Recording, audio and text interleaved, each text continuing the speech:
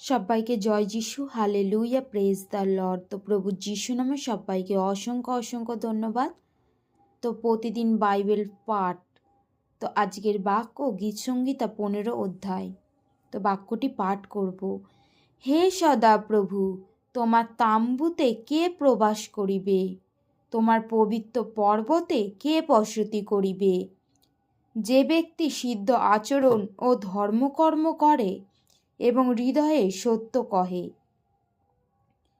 যে পরিবার জিহ্বাগ্রে আনে না, মিত্রের অপকার করে না, আপনার প্রতিবাসীর দুর্নাম করে না, যাহার দৃষ্টিতে পামর তুচ্ছনীয় হয়, যে সদাপ্রভুর ভয়কারীদিগকে মান্য করে, দিব্য করিলে ক্ষতি হইলেও অশুদ্ধা করে না, সুদের জন্য টাকা ধার দেয় না, নির্দোষের বিরুদ্ধে উৎকোচ লয় না, এই সকল কর্ম